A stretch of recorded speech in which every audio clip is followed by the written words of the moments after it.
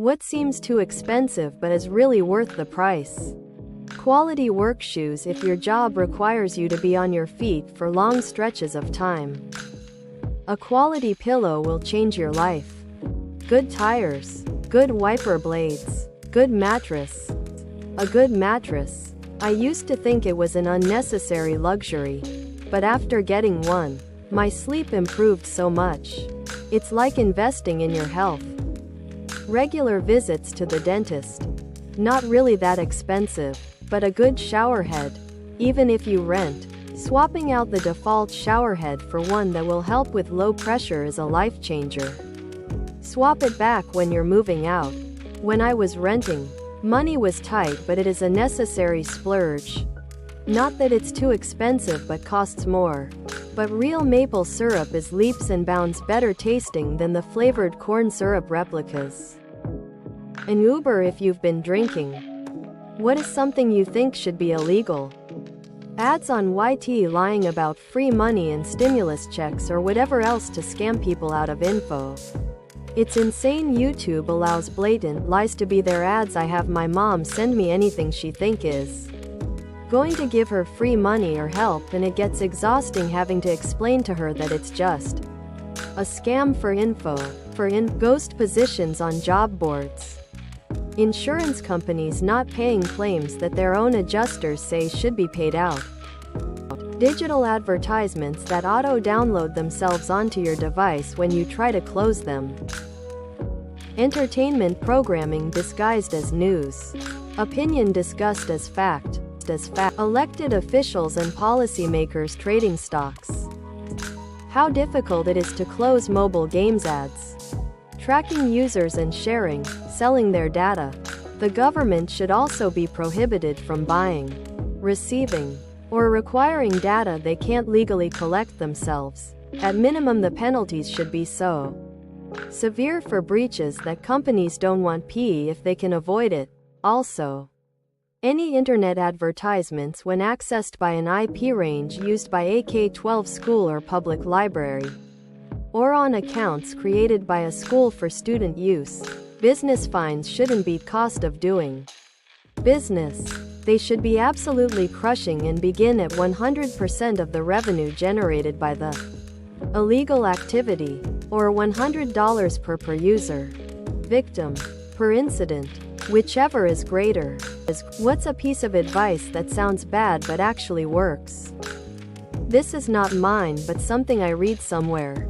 But essentially a girl was practicing archery and kept messing up, and the instructor told her, "You're failing because you're too focused on the target and not your own actions." She proceeded to say that it was the best life advice she had ever gotten. Taking breaks during intense work can boost overall productivity. Failing often leads to better learning and eventual success. If you're the sort of person who worries about what people think of you, you can just decide what people think of you in your own mind and then act like that's true.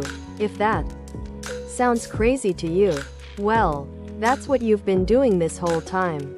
You've just been deciding that they think bad things about you. Just make them think good things. If you're trying to get someone's attention, stop giving them so much attention. Sometimes, ignoring problems helps clarify what truly matters. If you are struggling deciding between two options, then toss a coin. Most times when it's in the air you will know which way you want it to land. Military lessons 1. Attention to detail. Point 2. Whatever it takes. Point 3. Better you than me. Point 4. If the minimum wasn't good enough, it wouldn't be the minimum. Point 5. Anything can happen to anybody at any time, even the president. Point 6. What goes around comes around. Point 7. Grab, twist, step, stomp. What's your biggest "I fucked up" moment? When I was in 7th grade, my parents woke me up from bed and took me to the guest room where they proceeded to show me what history on the computer was. I once found out that not everyone has their anus in the same place. I'm a nurse. My patient was constipated and needed a suppository to help her poop. Normally, You stick the suppository towards the bottom of their crack, slide it down and forward, and then pop it into the first hole that you come across. 99.999% of the time, that works perfectly. It does not work perfectly when the patient has their anus at the top of their butt crack. The patient then gets a suppository in their vagina that you have to get out. I've told that story to other nurses, and the ones that have done the job long enough often have their own abnormally high anus stories too. Punched my brother in the throat and crushed his windpipe. He was in the hospital for a while but was okay in the end. I honestly just took a blind wild swing. I could just have easily hit him in the chest. I had spent the entire night running from cops in the woods, and no matter how hard I tried, the police chopper stayed above me. I figured the chopper had some infrared camera that could see my body heat in the dark forest, so I found a body of water and got neck deep in it and stayed in the water for hours.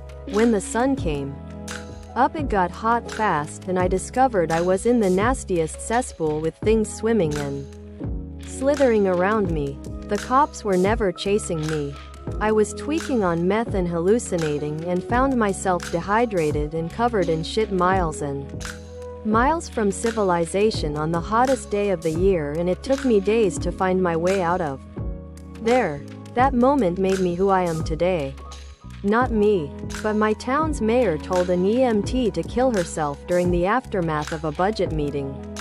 Right in front of me. The regret that washed over his face when he realized it was still streaming to YouTube for the town to see was priceless.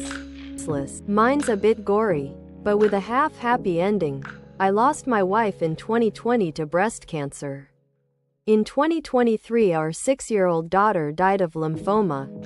I hit such horrific grief I only saw one way out, on Christmas Day of last year alone, and just, whatever. I hung myself in my living room, but turns out I'm either weighing more than I think or rubbish at tying nooses. A few seconds hanging the rope ripped the plaster from the ceiling, and I crashed to the ground. This is obviously an utterly horrible and nasty memory.